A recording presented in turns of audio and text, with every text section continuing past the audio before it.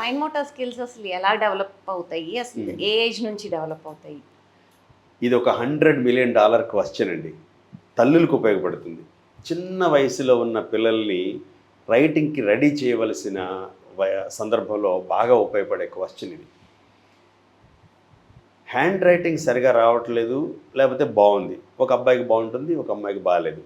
ఎందుకు ఇలా అవుతుంది అంటే, హ్యాండ్ రైటింగ్ బాగున్న పిల్లలు ఎల్కేజీలోనో యూకేజీలోనో వాళ్ళు సర్కిల్ బాగా చేస్తున్నారు, నెంబర్స్ బాగా రాస్తున్నారు, ఏబిసిడీలు బాగా రాస్తున్నారు అంటే అర్థం ఏంటంటే వీళ్ళకి ఫైన్ మోటార్ స్కిల్స్ బాగున్నాయని అర్థం.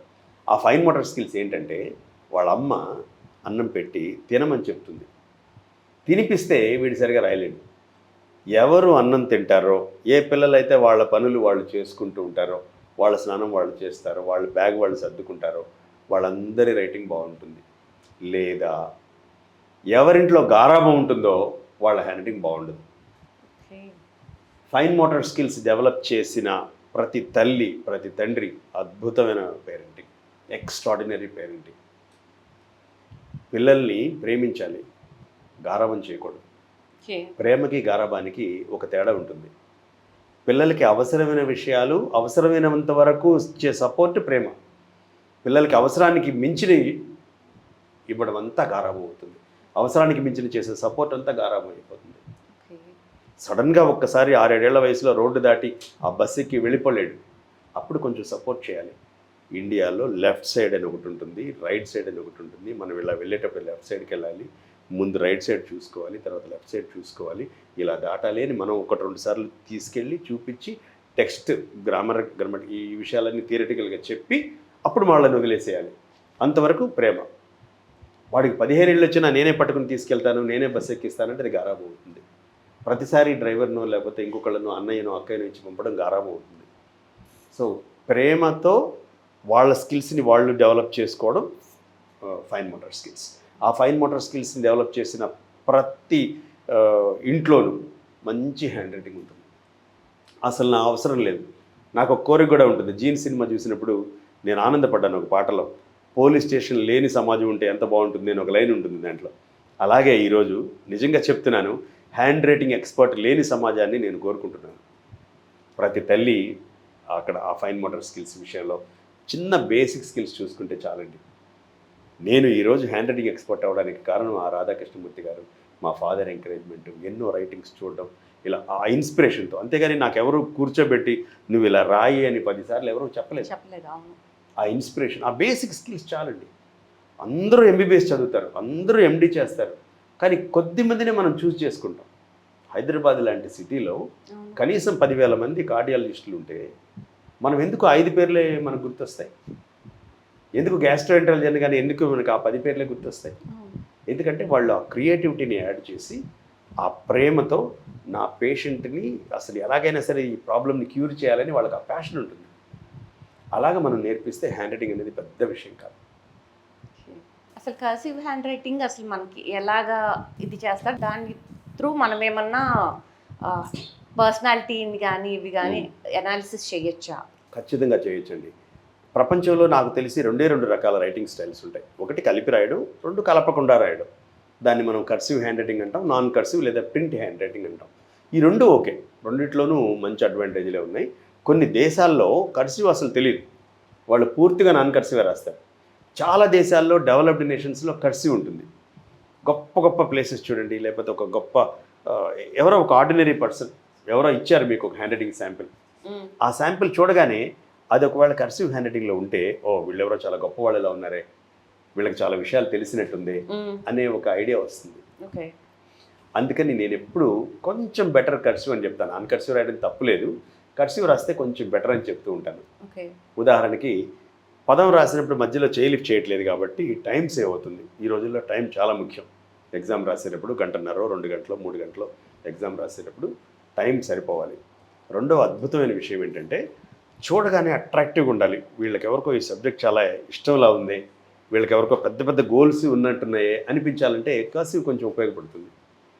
మూడవ అత్యద్భుతమైన బెనిఫిట్ కర్సివ్ వల్ల ఏంటంటే, మనం ఒక పదం రాసేటప్పుడు మొదటి లెటర్ నుంచి చివరి అక్షరం వరకు చేతిని లిఫ్ట్ చేయకుండా రాయగలుగుతున్నాం కాబట్టి మన మైండ్లో ఉన్న గోల్ టార్గెట్ని మనం తప్పకుండా దాని నుంచి డైవర్ట్ అవ్వకుండా, డైల్యూట్ అవ్వకుండా దానికి అంటిపెట్టుకుని కలిగి ఉండే ఒక లక్షణం, దాన్ని మేము పర్సిస్టెన్స్ లేదా పర్సివరెన్స్ అంటాం.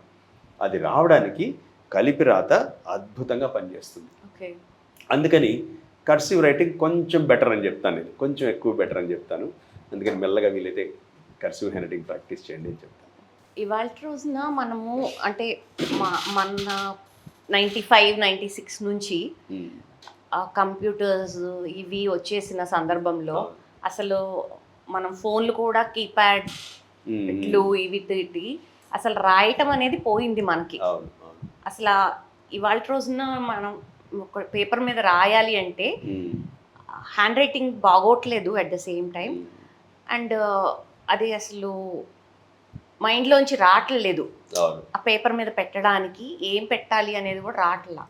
సో మనకు అసలు ఆ దీంట్లో మీరు ఇంతవరకు తీసుకొచ్చారు కదా, ఎగ్జామ్స్ రాయటము ఇవన్నీ కూడా అసలు ఎట్లాగా మీరు you become like a monopoly లాగా, pioneer, exact wording is pioneer లాగా అసలు ఎలా చేయగలిగారు?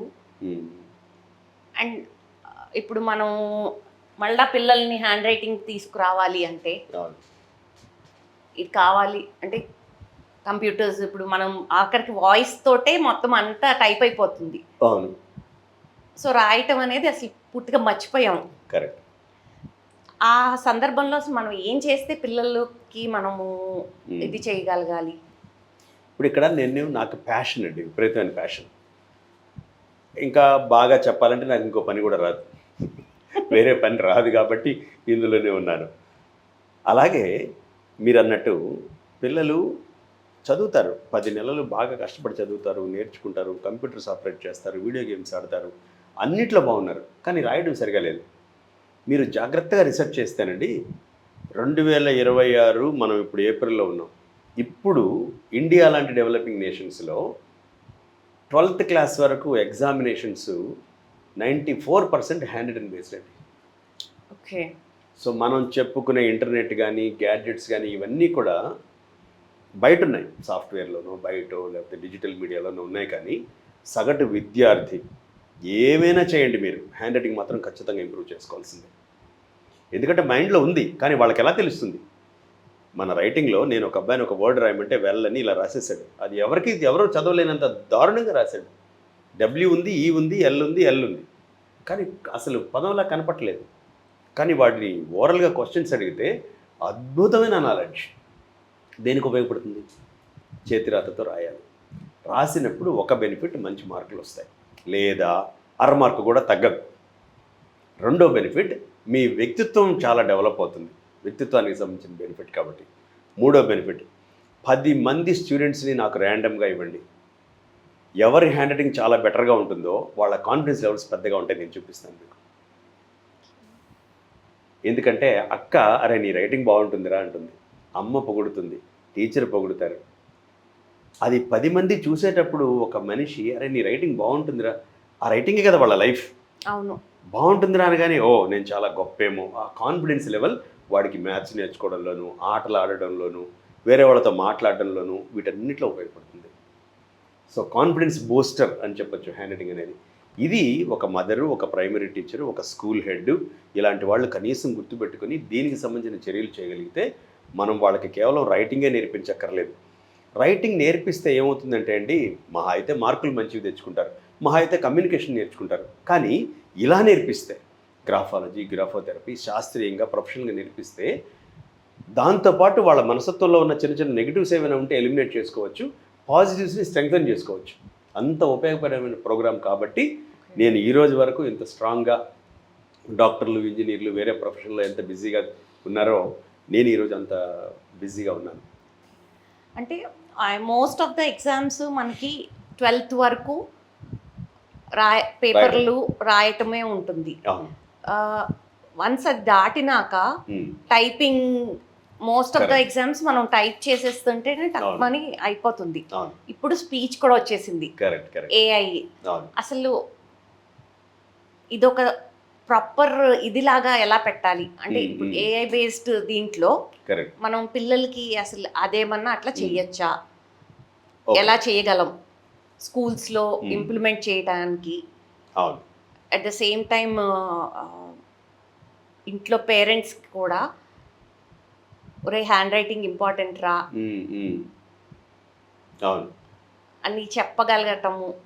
ఇప్పుడు అవన్నీ- సమాజంలో 2 రకాల మనుషులు ఉన్నారు మీ క్వశ్చన్ ప్రకారం. ఒకటి చేతిరాత ఖచ్చితంగా అవసరం, చేతిరాతతో ఎగ్జామ్స్ రాయాలి అనే బ్యాచ్ ఒకటి 12th క్లాస్ వరకు అనుకుందాం. 12th తర్వాత అస్సలు దాదాపుగా రాయడం లేదు, మొత్తం కంప్యూటర్స్ లేదా స్పీచ్ టు టెక్స్ట్ వచ్చేసింది. ఇలాంటివి వీళ్ళిద్దరినీ రాయమని చెప్తాను నేను. ఒకటి ఈ పిల్లలకైతే రాసే అవసరం ఉన్న పిల్లలకైతే ఎలా నేర్పించాలి. కామన్ డౌట్ ఏంటంటే ఒక మదర్కి ఒక ఫాదర్కి, సార్ మా వాడికి అన్నిట్లో ఇంట్రెస్ట్ ఉంది కానీ రాయమంటే ఇంట్రెస్ట్ లేదండి, అవును, విల్లింగ్నెస్ లేదండి హ్యాండ్ రైటింగ్. అక్కడ దాకా ఎందుకండి అంటే ఇప్పుడు నేనున్నాను, నాకు ఎగ్జామ్ రాయటం అంటే చిరాకు. నాకు ఎందుకంటే ఉంటది మైండ్ లో నాలెడ్జ్ ఉంటుంది, కానీ నేను అది పేపర్ మీద పెట్టేటప్పుడు నాకు అసలు గుర్తురాదు. అంత బ్లాంక్, తారే జమీన్ పర్ సినిమాలో అంత అలాగ డాన్స్ అలా ఉంటుందన్నమాట. అదే మాట్లాడమంటే అనర్గళంగా మాట్లాడతాను, నాలెడ్జ్ షేర్ చేసుకుంటాను చెప్తాను. కానీ బట్ ఇది అంటే వీళ్ళకి అవసరం కాబట్టి పేరెంట్స్ టీచర్స్ ఏం చేయాలంటే కథలుగా మోటివేషనల్గా చెప్పాలి. Writing is a part of your life, దాంతోనే ప్రజెంట్ చేస్తాం. నా ఫ్రెండ్కి హ్యాండ్ రైటింగ్ బాగుంటే ఇలాంటి అద్భుతాలు జరిగినాయి, మా టీచర్ ఒకళ్ళు బాగా రాస్తే, ఇలా చెప్తూ ప్రధానంగా ఈరోజు చేయవలసిన విషయం ఏంటంటే ఏఐ వచ్చేసాక కంప్యూటర్లు, వాట్సాప్లు, ఈ ఇన్స్టాగ్రామ్లు ఇవన్నీ ఎక్కువైపోయాక ఈరోజు సగటు పేరెంట్ ఏం చేయాలంటే, పిల్లలు మనం అనుకుంటాం కానీ చెవుల ద్వారా ఏమి నేర్చుకోరండి, వాళ్ళు నేర్చుకునేది కళ్ళ ద్వారా. అవును, నా మదర్ ఏం చేస్తుంది, మా ఫాదర్ ఏం చేస్తున్నారు, అక్క ఏం చేస్తుంది, అన్నయ్య ఏం చేస్తున్నాడు, ఎలా చేస్తున్నాడు అని వాళ్ళు ఇమ్మీడియట్ చేసేస్తారు వాళ్ళు. ఈరోజు చాలామంది పిల్లలకి విల్లింగ్నెస్ లేకపోవడానికి కారణం ఏంటంటే, వీడు లేదా ఈ పాప అమ్మ ఫోన్లో చూస్తూ ఉన్నాడు, నాన్న ల్యాప్టాప్లో పనిచేయడం చూస్తూ ఉన్నాడు, పెన్ను పెట్టుకుని రాయడం చోట్ల. అంటే మీ పిల్లల చేత బాగా రాయించాలి అంటే రాయి అని చెప్పకండి, మీరు వాళ్ళ ముందు కూర్చుని పనున్నా లేకపోయినా ఏదైనా రాయండి. ఒక మదర్ రాస్తూ ఉంటే వేరే వాళ్ళు ఆ వీడియో చూడట్లే. ఇప్పుడు పిల్లలు, ఒక చిన్న బాబు వాళ్ళ అమ్మ రాస్తూ ఉంటే, వాళ్ళ నాన్న రాస్తూ ఉంటే చూస్తే నేను కూడా రాయాలి అనిపిస్తుంది. దీన్ని పారాడైమ్ షిఫ్ట్ అంటారు. ఓకే. ఈ వీడియో లేకపోవడం వల్లే ఇళ్లలో, వీడియో అంటే ఈ లైవ్ ప్రోగ్రామ్, లైవ్లో వాళ్ళ అమ్మ, వాళ్ళ నాన్న, వాళ్ళ అన్నయ్య, వాళ్ళ అక్కయ్య, వాళ్ళ చుట్టుపక్కల అంకుల్, ఆంటీ, ఇలాంటి వాళ్ళందరూ రాయడం వాళ్ళు చూడట్లేదు. అందుకని వీళ్ళకి రాయడం మీద ఇంట్రెస్ట్ లేదు. ఫోన్లో చూస్తున్నారు, నేను కూడా ఇలాగే చేయాలి అనిపిస్తుంది వాళ్ళకి. టీవీ చూస్తున్నారు, నేను కూడా ఇలాగే చూడాలి అనిపిస్తుంది. ల్యాప్టాప్ చూస్తున్నారు, నేను కూడా ఇలాగే ల్యాప్టాప్ చేయాలి అనిపిస్తూ ఉంది వాళ్ళకి. అందుకే చూడండి 2-3 తరగతుల పిల్లలు కూడా ల్యాప్టాప్ బాగా ఆపరేట్ చేస్తారు. మొబైల్ ఫోన్లో మనకు తెలియని ఫీచర్స్ వాళ్ళకి తెలుసు. ఎందుకంటే వాళ్ళు మన దగ్గర నుంచి ఇమిటేట్ చేసి వాళ్ళు దాన్ని ఆ డోపమైన్ అది రిలీజ్ అవుతూ ఉంటుంది, వాళ్ళు డెవలప్ చేస్తూ ఉంటారు. అలా కాకుండా వాళ్ళ ముందు కూర్చొని రాయాలి. రెండవ అతి ముఖ్యమైన విషయం ఏంటంటే, చాలామంది పరీక్షకు ప్రిపేర్ అయ్యేటప్పుడు నేను మళ్ళీ చదివాను ఇంకా పోయి రాసేస్తాను అనుకుంటారు. ఎలా రాస్తారు? పరీక్షలకు ఎలా ప్రిపేర్ అవ్వాలంటే చదివి రాసి చూసుకోవాలి, మళ్ళీ చదివి రాసి చూసుకోవాలి, ఆ పుస్తకాన్ని క్లోజ్ చేసి రాసి చూసుకోవాలి. రాసి చూసుకున్నందువల్ల 3 బెనిఫిట్స్. 1, నాకంతా గుర్తుందా లేదా తెలుస్తుంది. 2, ఆ క్వశ్చన్ని ఇచ్చిన టైంలో రాయగలుగుతున్నానా లేదా తెలుస్తుంది. అన్నిటికంటే ముందు 3వది కాన్ఫిడెన్స్ డెవలప్ అవుతుంది. ఐఎమ్ రెడీ ఫర్ ఎగ్జామ్ అనే కాన్ఫిడెన్స్ డెవలప్. అందుకని ప్రతి స్టూడెంట్ ఎగ్జామ్కి వెళ్ళే ముందు చదివింది రాసి చూసుకోవాలి. పేరెంట్స్ అందరూ దీన్ని ప్రేరేపించండి. రఫ్ నోట్బుక్స్ ఒక 10 నోట్బుక్స్ పడేయండి వాళ్ళ ముందు, ఒక 2-3 రకాల పెన్నులు పడేయండి, మల్టీ కలర్ పెన్స్ ఇచ్చేసి అది రాయండి. ఆ మ్యాథమెటిక్స్లో ఫార్ములా చేయగలుగుతున్నారు లేదా, ఇంగ్లీష్లో సెంటెన్స్ స్ట్రక్చర్ మనకు తెలుస్తుంది, కానీ రాయడం అనేది ఇబ్బంది. చాలామందిని చూడండి, ఒక పదం చెప్తే దానికి స్పెల్లింగ్ తెలుసు కానీ రాయలేరు. సో ముందు రాయడం ప్రాక్టీస్ చేసి అప్పుడు ఎగ్జామ్కి వెళ్తే they are ready for exam. ఇలాగ పిల్లలకి చేయాలి.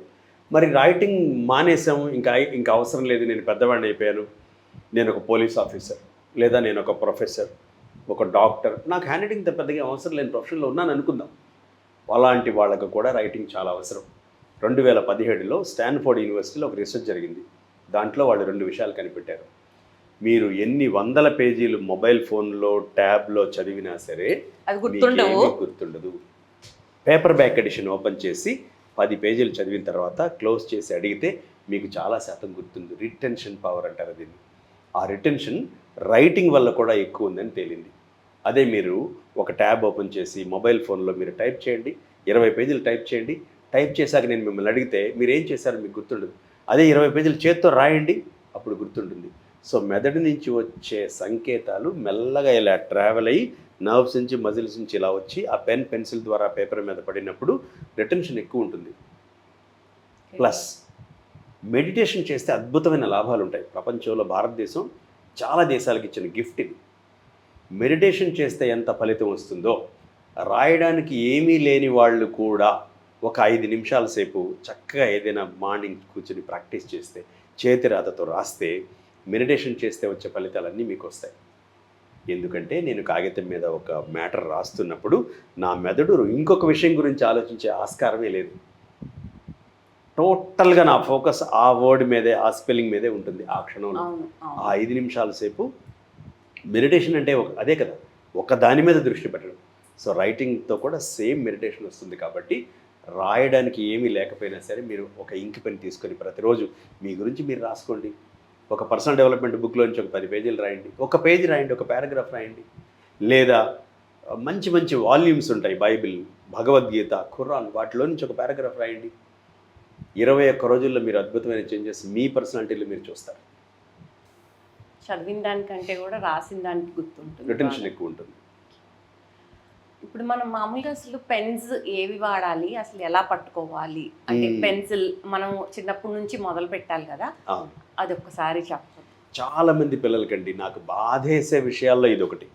7-8 తరగతుల్లో వచ్చాక కూడా ఎల్కేజీ నుంచి ప్రీకేజీ నుంచి ఆల్మోస్ట్ క్లాస్ 8 క్లాస్ 9 వచ్చే వరకు కూడా 85% మంది పెన్ సరిగా పట్టుకోవట్లేదు. పెన్సిల్ ఎలా పట్టుకోవాలో నేను చెప్తాను.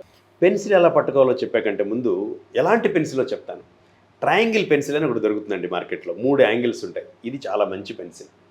ఎందుకంటే మనం 3 వేళ్లతో పట్టుకుంటాం. ట్రైపాడ్ గ్రాస్ప్ అంటాం మేము దీన్ని. థంబ్, ఇండెక్స్, మిడిల్ ఫింగర్స్తో పట్టుకుంటేనే కరెక్ట్గా వస్తుంది. ఈ 3 దెబ్బల్లాగా ఉన్నాయి చూసారా, 3 యాంగిల్స్. ఆ 3 యాంగిల్స్ 3 ఫింగర్స్కి వచ్చేస్తాయి. అన్నిటికంటే ముఖ్యంగా మిడిల్ ఫింగర్ చాలామంది నెగ్లెక్ట్ చేసే ఫింగర్. ఇలా పట్టి రాసేస్తూ ఉంటారు, చాలా తప్పు. మిడిల్ ఫింగర్ ఎప్పుడు పెన్సిల్ కుడివైపు నుంచి రాకూడదు, కింద వైపుకి వెళ్ళిపోవాలి. థంబ్ ఒకవైపు, ఇండెక్స్ ఫింగర్ ఒకవైపు ఉండాలి. పట్టుకున్న తర్వాత ఖచ్చితంగా పెన్సిల్ ఇక్కడ తగలాలి. మిగిలిపోయిన 2 వేళ్ళు లోపలికి కొంచెం ఇలా లోపలికి ముడుచుకున్నట్టుగా ఉండాలి. రాసేటప్పుడు చెయ్యి ఎప్పుడు ఏటవాలుగా ఉండాలి. నేను కుడి చేత్తో రాస్తూ ఉంటే ఎడమ చేతి వైపుకి, ఎడమ చేత్తో రాస్తూ ఉంటే కుడి చేతి వైపుకి ఇలా ఏటవాలుగా ఉండాలి. ఈ కళ్ళకి కాగితానికి మధ్యలో ఒక 25 సెంటీమీటర్ల గ్యాప్ ఉండాలి. చాలామంది పిల్లలు చూడండి పడిపోయి రాసేస్తూ ఉంటారు పేపర్ మీద. అలా ఎందుకు పడతారో తెలుసా అండి? వాళ్ళు దగ్గరగా పట్టుకుంటారు పెన్సిల్ని, చాలా దగ్గరగా పట్టుకుంటారు. ఎంత దగ్గరగా పట్టుకుంటే కళ్ళు అంత దగ్గరగా వస్తాయి పేపర్కి. ఎందుకంటే నేను రాసేటప్పుడు ఆ అక్షరం నాకు కనపట్టలేదు, ఆ అక్షరాన్ని చూడడానికి నేను పడిపోతాను. ఆ అక్షరం చూడకపోతే తర్వాత అక్షరం రాయలేం కాబట్టి ఆటోమేటిక్గా నేను ఇలా పడిపోతాను. అలా పడిపోవడం వల్ల చాలా నష్టాలు ఉంటాయి. కాబట్టి చిన్నప్పుడే 3-3.5 ఏళ్ళప్పుడే వాళ్ళకి ఏం చెప్పాలంటే, షార్ప్ చేస్తాం కదా పెన్సిల్ని, షార్ప్ చేసినప్పుడు పెన్సిల్ షార్ప్నర్ లోపలికి ఎంత వెళుతుందో దాన్ని ముట్టుకోవద్దు. ఈ కోన్ షేప్ ఉంటుంది చూసారా, ఇలా పెడితే ఐస్ క్రీమ్ కోన్ లాగా, అస్సలు ముట్టుకోవడానికి లేదు. మన పిల్లలకి చాలా నాలెడ్జ్. ఇప్పుడు ఇక్కడ పట్టుకోవచ్చా అని అడుగుతారు. ఇది చిన్న తప్పు అయితే ఇది పెద్ద తప్పు అవుతుంది. అందుకే నేను ఎప్పుడు చూపిస్తా, ఇండెక్స్ ఫింగర్ మీద ఒక లైన్ ఉంటుంది, అక్కడ వరకు ఎంత దూరం ఉంటుందో అంత దూరం వదిలేసి పట్టుకోండి అని. ఒక 1 ఇంచ్ ప్లేస్ వదిలేసి పట్టుకోగలిగితే, గట్టిగా పట్టుకోకూడదండి. సౌత్ ఇండియాలో నేను 76% మంది పిల్లల్ని ఎక్కువ ప్రెజర్ అప్లై చేసి రాయడం చూస్తున్నాను. మరీ గట్టిగా పట్టుకుంటారు. పెన్సిల్ ఎంత గట్టిగా పట్టుకుంటామో పేపర్ మీద అంత ప్రెజర్ పడుతుంది. ప్రెషర్ చాలా ఎక్కువ అప్లై చేసి రాసే ఎవ్వరూ స్పీడ్గా రాయలేరు. ఇది స్పీడ్గా రాయడానికి ఒక శత్రువు ఇది. అలాగని మరీ లైట్గా పట్టుకోకూడదు. ఫర్మ్ గ్రిప్ అంటాం మేము. ఫర్మ్ గ్రిప్తో ఇలా కంటిన్యూస్గా రాయగలిగితే మంచి స్పీడ్ కూడా వస్తుంది, కరెక్ట్గా వస్తుంది. అలాగే పెన్స్ విషయానికి వస్తే ఈ రోజుల్లో చాలామంది బాల్ పాయింట్ పెన్ వాడుతున్నారండి. ఇది ఓకే అన్నానంటే చాలా గ్రేట్ కాదు అని అర్థం. ఓకే అన్నానంటే ఇది తప్పు కూడా కాదు అని అర్థం. ఓకే అంటే ఎప్పుడు అంటాం మనం? ఓకే అంటాం, పర్లేదులే, ఓకే. అంటే అలా కాదండి. ఇట్స్ బాల్ పాయింట్ పెన్ అంటే ఇంక్ పెన్ తోటి రాస్తే మనకి పేపర్ మీద బ్లాట్ ఫ్లోటింగ్ అవుతుంది. అవును. సో అందుకని మనం ball point Ball point pen pen మొదలు రాస్తాం. పెడుతున్నాం. అవును. ఇప్పుడు ఆ బాల్ పాయింట్ పెన్లో కూడా జెల్ పెన్లు అని వస్తున్నాయి, అవును, అవి కూడా అవును. బ్లాట్ అవుతున్నాయి. కరెక్ట్. సో అవి అసలు ఏది కరెక్ట్ గా వాడాలి అనేది నాకు అర్థం జెల్ కాలేదు. పెన్ మనం ఓపెన్ చేసి పెడితే తొందరగా డ్రై కూడా అయిపోతుంది. అవును. అందుకని తర్వాత మీరు చెప్పినట్టు ఇంక్ పెన్ వాడితే పేపర్ మీద బ్లాట్ అయిపోయి ఇట్లా అని మనం బాల్ పాయింట్ పెన్లు బాగా విరివిగా వాడుతున్నాం. ఎంత విరివిగా వాడుతున్నాం అంటే 95% మంది, 99 కూడా అనొచ్చేమో మన దగ్గర అయితే, మనలాంటి రాష్ట్రాల్లో 99% మంది బాల్ పాయింట్ పెన్ రాస్తున్నారు. నేను సరదాగా జోక్ చేస్తూ ఉంటాను, ఎక్కువ మంది బాల్ పాయింట్ పెన్ రాయడం వల్ల నా ప్రొఫెషన్ బాగా పెరిగింది, నా గిరాకీ బాగా పెరిగింది అని. ఎందుకంటే అండి, ఈ బాల్ పాయింట్ పెన్లో బాల్ ఒకటి ఉంటుంది, ఇక్కడ చిన్న బాల్ ఉంటుంది. ఆ బాల్ వెనకాల నుంచి ఇంకు తీసుకుని రొటేట్ అవుతూ ఉంటుంది పేపర్ మీద, అక్కడ ఇంప్రెషన్ పడుతూ ఉంటుంది, భలే ఉంది బాగా రాసేస్తున్నాం అనుకుంటూ ఉంటాం. కానీ స్ట్రోక్కి మైండ్కి కనెక్టివిటీ ఉండదు. స్ట్రోక్కి మైండ్కి అద్భుతమైన కనెక్టివిటీ డెవలప్ చేయాలంటే fountain pen is the only solution. Fountain పెన్తో రాసినప్పుడు మాత్రమే ఆ స్ట్రోక్కి మైండ్కి మంచి కనెక్టివిటీ పెరిగి ఆ స్ట్రోక్ ఎలా రాస్తున్నాం, ఇంకా ఎంత అద్భుతంగా రాయాలనేది బాగా నేర్పిస్తుంది. ఒకవేళ మీరు స్కూల్లో, కాలేజీలో, ఆఫీస్లో రాయలేకపోయినా సరే, ఇంట్లో కూర్చున్నప్పుడు హ్యాండ్ రైటింగ్ ప్రాక్టీస్ చేయడం కోసం మీరు ఫౌంటైన్ పెన్ వాడండి. ఒక 10 నిమిషాల సేపు ఫౌంటైన్ పెన్తో ప్రాక్టీస్ చేయడం మొదలు పెడితే ఆ అక్షరం ఆకారం మీద మీకు ఒక పట్టు వస్తుంది. అప్పుడు మీరు బాల్ పాయింట్తో రాస్తారా, జెల్ పెన్తో రాస్తారా, పర్వాలేదు, నో ప్రాబ్లం. ఇప్పుడు బాల్ పాయింట్ పెన్స్ కూడా మంచి వచ్చేసాయండి. 0.5, 0.6, 0.7 ఇలాంటివన్నీ నేను వీడియోలు కూడా చేస్తాను.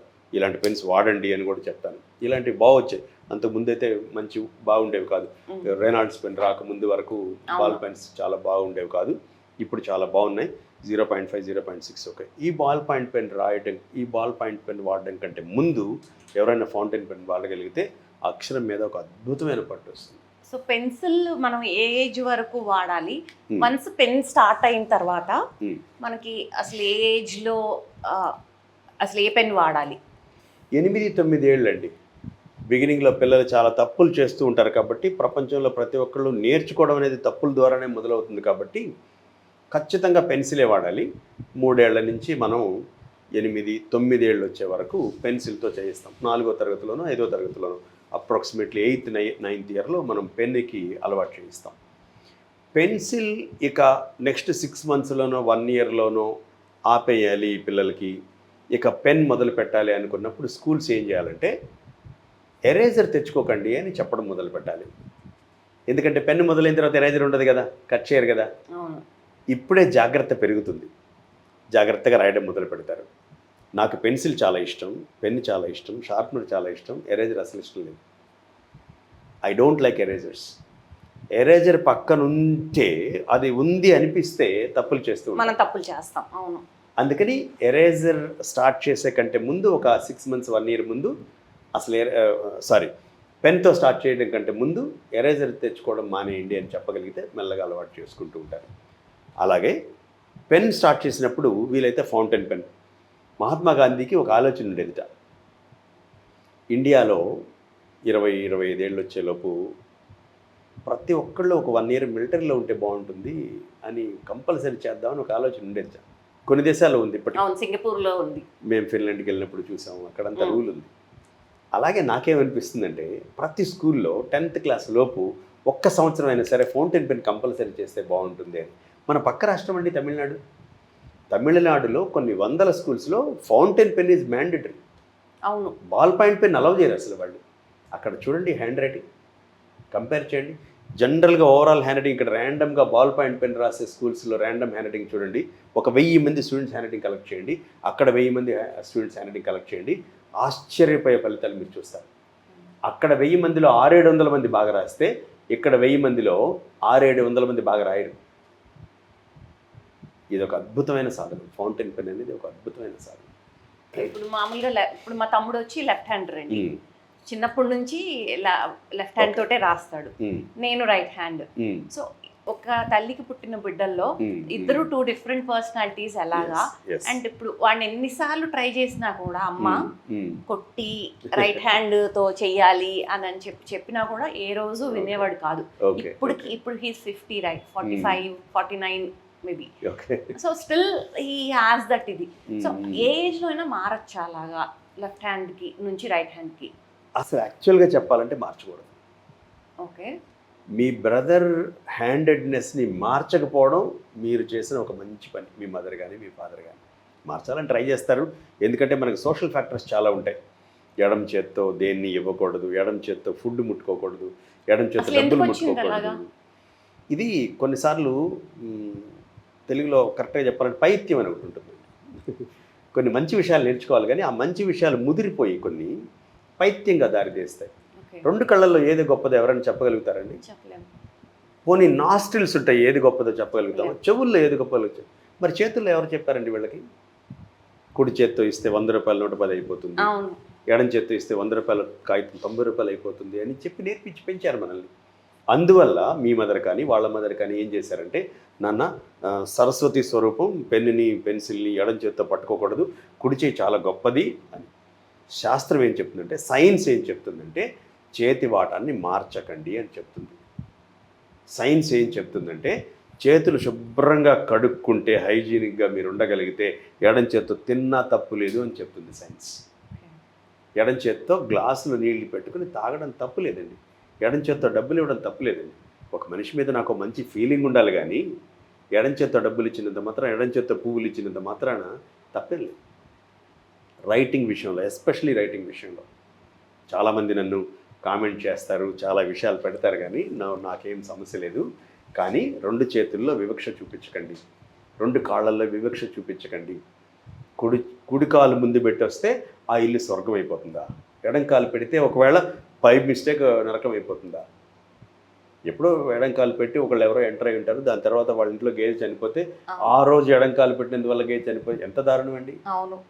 సో లింక్ లేదు, కరెక్ట్. ఎక్కడ సైంటిఫిక్ ప్రూఫ్లు మనకేం లేవు. సో సైన్స్ చదువుకున్న వాళ్ళు, సెన్స్ ఉన్న వాళ్ళు ఏం చేయాలంటే, సైంటిఫిక్గా ఏ టీచర్కైనా ఒకవేళ మా అబ్బాయి ఎడం చేత్తో రాయడం మొదలుపెట్టాడు, మీరు చెప్పండి కుడి చేత్తో రాయడం చేయకూడదండి, తప్పులు చేయకూడదు. సైన్స్ ఏం చెప్తుందంటే చేతి వాటాన్ని మార్చితే నత్తి వస్తుంది అని చెప్తుంది. చేతి వాటాన్ని మార్చితే ఆత్మవిశ్వాసం తగ్గిపోతుంది అని చెప్తుంది. నా శరీరాన్ని కరెక్ట్గా 2 భాగాలు చేస్తే ఈ కుడివైపు ఉండే భాగాన్ని ఎడమవైపు బ్రెయిన్ కంట్రోల్ చేస్తూ ఉంటుంది, ఈ ఎడమవైపు భాగాన్ని కుడివైపు బ్రెయిన్ కంట్రోల్ చేస్తూ ఉంటుంది. అంటే ఏంటి, నేను జన్మతః పుట్టినప్పుడు నేను లెఫ్ట్ హ్యాండర్, అంటే ఈ కుడివైపు బ్రెయిన్ బాగా యాక్టివ్గా చేస్తుంది, సపోర్ట్ చేస్తుంది. సడన్గా నేను ఇక్కడికి పెట్టి పెన్సిల్ పెన్ను పట్టుకుని లేకపోతే బాల్ నీకు కూడా కుడి చేత్తో ఇచ్చి నేను ఎడం చేత్తో ఇవ్వాలనిపిస్తుంది, పక్కనే మా అన్నయ్యో మా నాన్నో మా అమ్మో టప్మని కొట్టి కుడి చేత్తో ఇవ్వు అని చెప్పినందువల్ల బ్రెయిన్కి ఎంత కాన్ఫ్లిక్ట్, ఎంత కన్ఫ్యూజ్ అవుతుంది. అందుకే మాట తడబడుతుంది. నీ పేరు ఏంటంటే మమ్ అని ఎందుకు వస్తుందంటే ఎక్కడో చేతి వాటాన్ని మార్చడం చేశారు. అస్సలు చేయకూడని పని. కరెక్ట్గా చెప్పాలంటే changing handedness is almost like taking the god's administration into your hands. అది ఎవరు చేయకూడదు. అంటే ఇది బై బర్త్ అసలు మనకి జెనెటికల్ అంటే బాడీ ఫామ్ అయ్యేటప్పుడే మనకి మైండ్ వస్తుందా? మీరు అడిగినట్టు ఒక బ్రదర్, ఒక సిస్టర్, ఒకళ్ళు రైట్ హ్యాండెడ్, ఒకళ్ళు లెఫ్ట్ హ్యాండెడ్ ఉండొచ్చు. ఫర్ ఎగ్జాంపుల్ ఒక వంశంలో 2 రైట్ హ్యాండర్స్, వాళ్ళిద్దరికి పుట్టిన వాళ్ళు లేకపోతే వాళ్ళ అత్త వాళ్ళు, వాళ్ళ చెల్లెలు వాళ్ళు, వీళ్ళందరూ రైట్ హ్యాండర్స్, అందరూ రైట్ హ్యాండర్స్, వాళ్ళ సంతానం అంతా రైట్ హ్యాండర్స్. 10 జనరేషన్స్ తర్వాత మొట్టమొదటిసారి అప్పటిదాకా రైట్ హ్యాండెడ్నెస్ ఉన్న 2 మగాడ ఒక లెఫ్ట్ హ్యాండెడ్ బాయ్కి గర్ల్కి జన్మనివ్వచ్చు అని సైన్స్ చెప్తుంది. మొట్టమొదటిసారి ఇది అవుతుంది, ఎందుకంటే ఇది హెరిడిటరీ కాదు. హ్యాండెడ్నెస్ అనేది అస్సలు హెరిడిటరీ కాదు, ఒక చిన్న జెనెటిక్ ఫ్యాక్టర్ ఒకటి ఉంది తప్ప ఇంతవరకు సైన్స్కి కూడా తెలియదండి. మీకు తెలుసో తెలీదు ఎందుకు ఒకళ్ళు రైట్ హ్యాండెడ్ అవుతారు, ఎందుకు ఒకళ్ళు లెఫ్ట్ హ్యాండెడ్ అవుతారు? అది నాకు డౌట్. నేను ఎప్పుడు చిన్నప్పటి నుంచి వాడిని చూసి అనుకునేదాన్ని, అసలు ఎందుకు అసలు ఇప్పటికీ సైన్స్కే తెలియదు, డాక్టర్స్కే తెలియదు.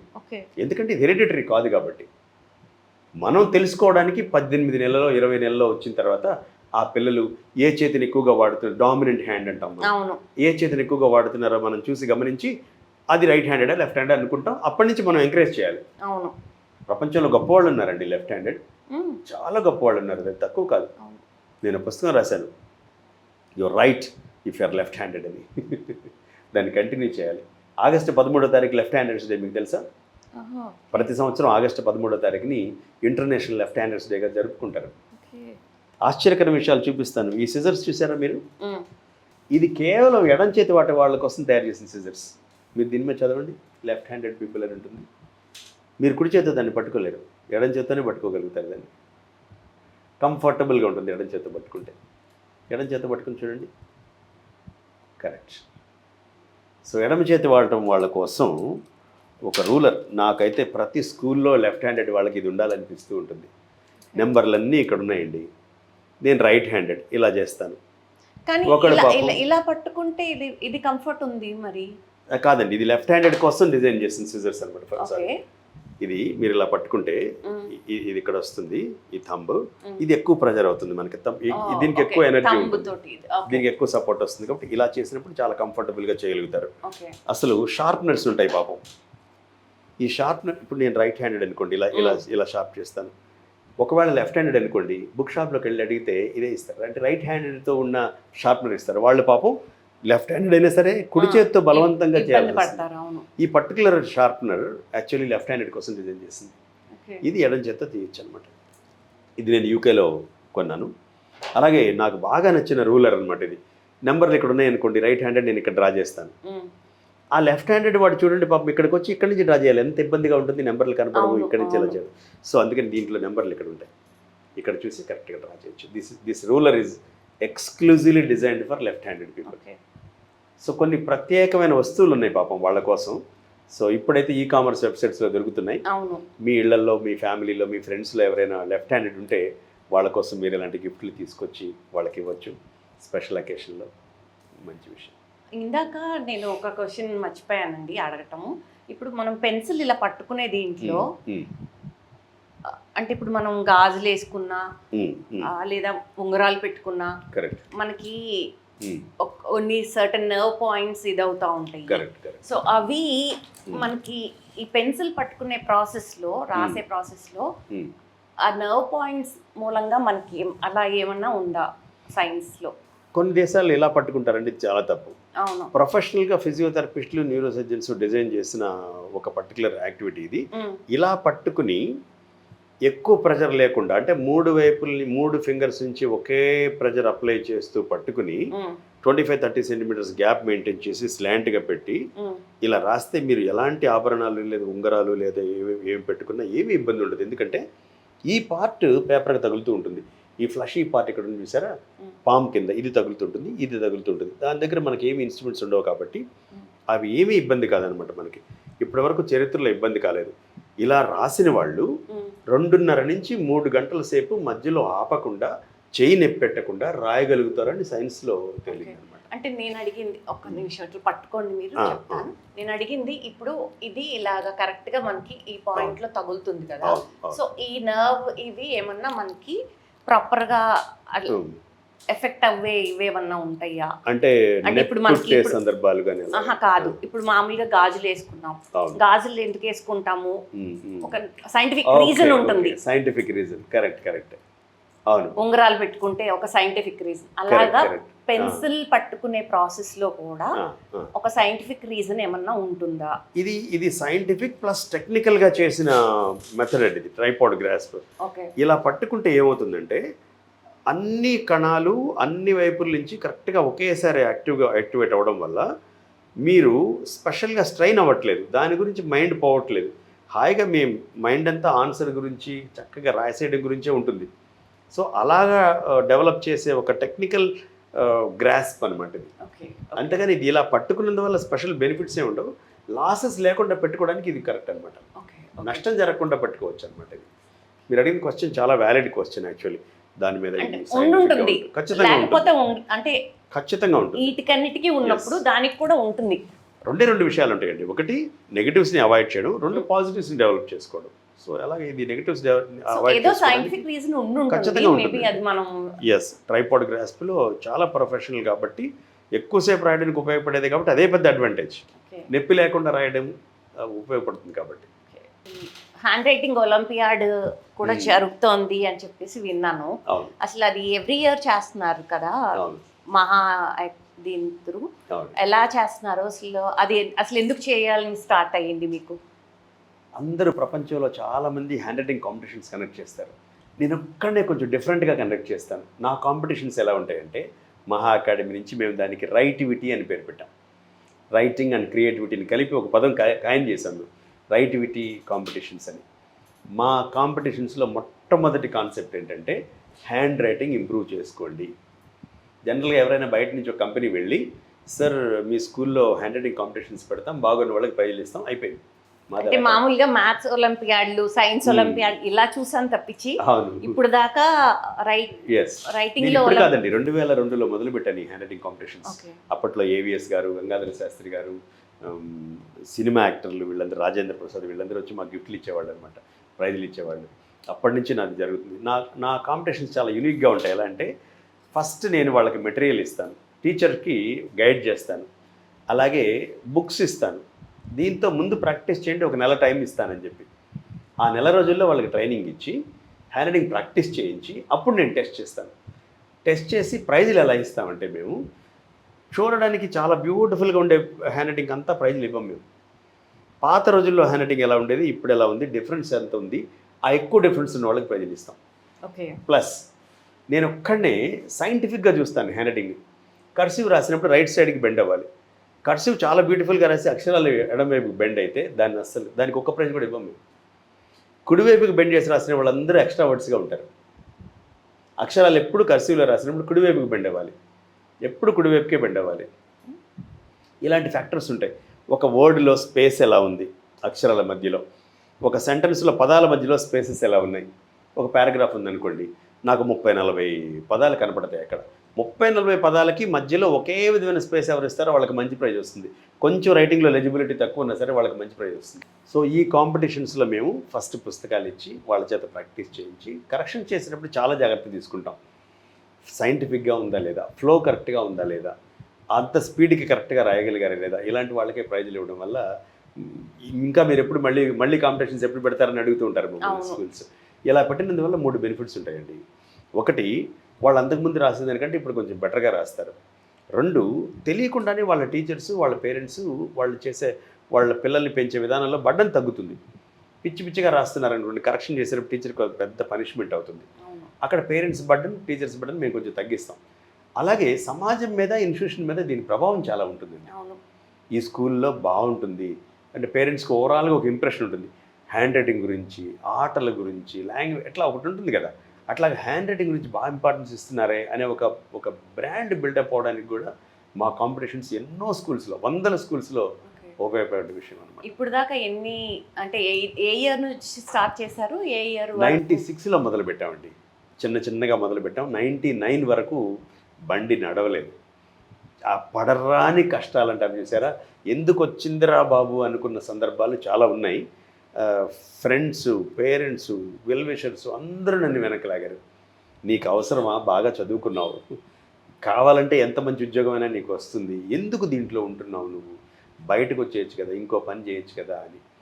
లేదు నేను దీంట్లో ఉంటాను అని మొండి పట్టుబట్టి అలా ఉన్నానండి.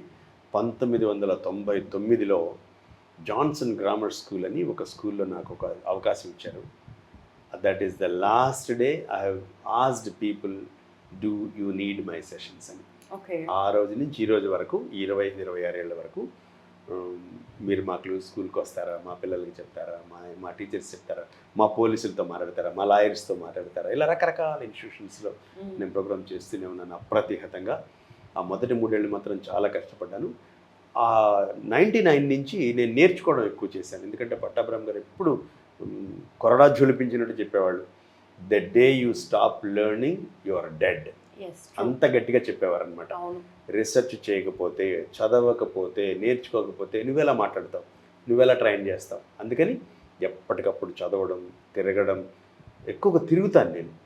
మిగతా వాళ్ళకి నాకు ఉన్న ఒకే ఒక తేడా ఏంటంటే I travel a lot. Travel చేసినప్పుడు మనం చాలా మందిని అబ్జర్వ్ చేస్తాం. దీనికోసం ట్రావెల్ చేస్తాను, ఈ సబ్జెక్ట్ కోసం ట్రావెల్ చేస్తాను. తమిళనాడులో ఎలా రాస్తున్నారు, పూణేలో ఎలా రాస్తున్నారు, వాళ్ళు హిందీలో ఎలాంటి బేసిక్ మిస్టేక్స్ చేస్తున్నారు, రైటింగ్ ఇన్స్ట్రుమెంట్స్ ఎలా యూజ్ చేస్తున్నారు, ఆ దేశంలో ఉన్న స్ట్రెంగ్త్ ఏంటి, జాపనీస్ ఇప్పటికీ ఎందుకు అంత బాగా రాస్తున్నారు, చైనీస్ రైటింగ్ ఎందుకు, వాళ్ళ క్యాలిగ్రఫీ ఎందుకు అంత, అరబిక్ క్యాలిగ్రఫీ ఎందుకు అంత పాపులర్ అయింది, ఇవన్నిటిని మన దగ్గరికి తీసుకొచ్చి చూపిస్తే ఖచ్చితంగా రిజల్ట్ రావాల్సిందే. నైస్ అండి. ఐ థింక్ మీతోటి పోను ఇంకా చాలా ఎవ్రీ వీక్ చేయాల్సిన Yes. సందర్భం ఉన్నట్టు అనిపిస్తుంది నాకు. తప్పకుండా. సో ఇవాళకి కంక్లూడ్ చేసేసి ఎస్, పాజ్ ఇచ్చి యా పాజ్ ఇచ్చేద్దాం. Yeah. నమస్కారం అండి. Thank you very much.